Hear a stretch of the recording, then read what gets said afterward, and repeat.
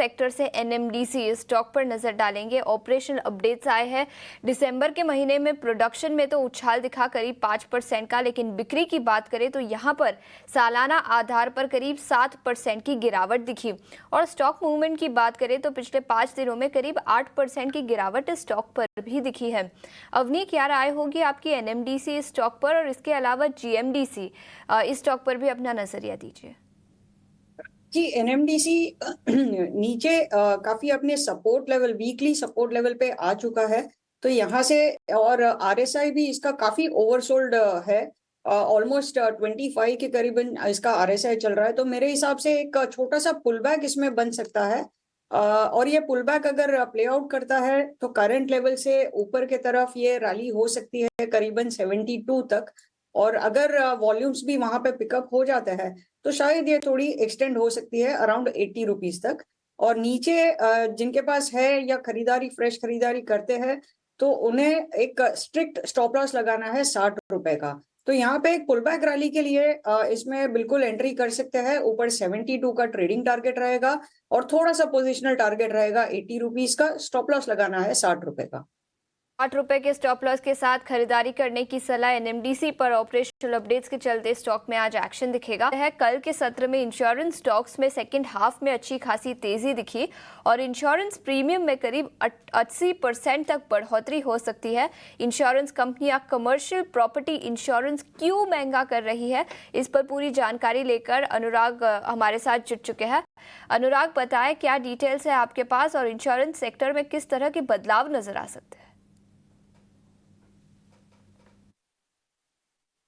देखिए, इंश्योरेंस कंपनियों के द्वारा जो commercial line of business property insurance के अंदर जो डीप डिस्काउंट दिया जाता था, आईआरडीए के द्वारा डी टैरिफिंग कर दी गई थी, जिसमें फ्री मार्केट था, यानी कंपनियों को पूरी आज़ादी थी प्रीमियम तय करने पे और कंपनियों के द्वारा 80% 90% तक का डिस्काउंट दिया जाता था। तो अब वो जो डिस्काउंट है वो कंपनियों ने वापस ले लिया है री इंश्योरेंस कंपनियों के दबाव के बाद, और उसकी वजह से जो प्रीमियम में बढ़ोतरी है वो 50% से लेके 80% तक देखने को मिल रही है औसत तौर पे।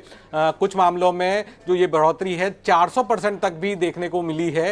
अभी एक सीएफओ से मेरी बात हुई थी, कंपनी के सीएफओ, उनके द्वारा बताया गया कि जो पिछले साल उनको प्रीमियम कोट किया गया था 10 करोड़ रुपए का, उसी चीज के लिए अब इंश्योरेंस कंपनी के द्वारा कोट दिया गया है 40 करोड़ रुपए का, यानी 400% की बढ़ोतरी। तो इसकी मुख्य वजह है कि जो डिस्काउंट दिया जाता था इंश्योरेंस कंपनियों के द्वारा, वो डिस्काउंट वापस ले लिया है री इंश्योरेंस कंपनियों के दबाव के चलते। प्रॉपर्टी इंश्योरेंस जो होता है उसके अंदर इंजीनियरिंग इंश्योरेंस, फायर इंश्योरेंस जैसी तो तमाम चीज़ें शामिल होती है जो कि बड़े कॉरपोरेट्स के द्वारा ली जाती है। कंपनियों के द्वारा जो है अपनी फैक्ट्री, अपनी यूनिट्स का जो इंश्योरेंस किया जाता है वो इसके अंतर्गत आता है। और पूरी इंडस्ट्री की बात करें तो 10% जो कारोबार है, 10% प्रीमियम है वो प्रॉपर्टी इंश्योरेंस के जरिए आता है।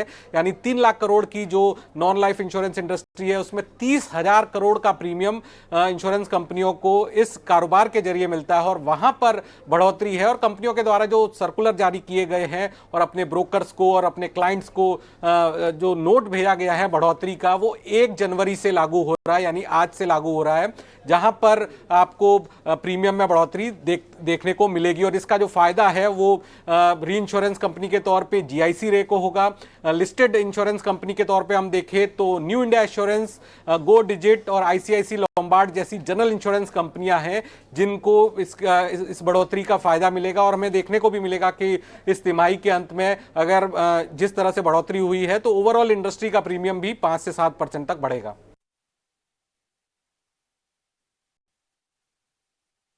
प्रिय अनुराग, तो इंश्योरेंस कंपनीज के प्रीमियम या फिर कहें कि टोटल उनकी आय बढ़ाने में काफ़ी ये मददगार साबित होगा अगर ऐसा होता है तो। ये एक्सक्लूसिव खबर है सूत्रों के हवाले से। इस पर एक जरा व्यू ले लेते हैं। अवनी जी, अगर हम जीआईसी आरई की बात करें, एक अच्छी चाल हमने देखी है, जबकि बाजार थोड़ा सुस्त रहा है, पिछले महीने भर में डल रहा है, लेकिन ये शेयर 10-15% चढ़ा है। न्यू इंडिया एश्योरेंस की बात करें, थोड़ा वोलेटाइल रहा है, लेकिन तेजी वहां पर भी बनी, हालांकि उतनी तेजी नहीं बनी जितनी जीआईसी आरई बनी है। अगर कोई ट्रेड का लेना हो अगर, तो आपके हिसाब से कौन सा शेयर ठीक है? मेरे हिसाब से इन दोनों की कंपैरेटिव चार्ट्स अगर मैं देखूं तो जीआईसी आरई का स्ट्रक्चर काफी अच्छा है। जो गिरावट हुई भी थी उसमें इसने अपने 20 दिन का एक्सपोनेंशियल मूविंग एवरेज भी तोड़ा नहीं है। तो एक अच्छा सस्टेनेंस, रेजिलियंस इस स्टॉक में दिखाई पड़ रहा है। तो मेरे हिसाब से ये ट्रेडिंग बेट अगर लेना है तो GIC-RE में लेना चाहिए। और इनके अलावा अगर कोई और स्टॉक अच्छा लग रहा है तो वो है ICICI जनरल इंश्योरेंस। तो ICICI GI में भी काफी अच्छा मूव हमें नजर आया है पिछले कुछ दिनों में। और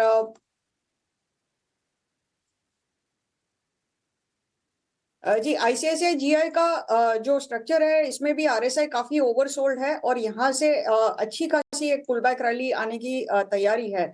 सो 1914 के टारगेट के लिए इसमें भी हम खरीदारी कर सकते हैं और स्टॉप लॉस हमें इसमें लगाना है 1750 का। तो रिस्क रिवॉर्ड बेहतरीन है ICICI GI के लिए।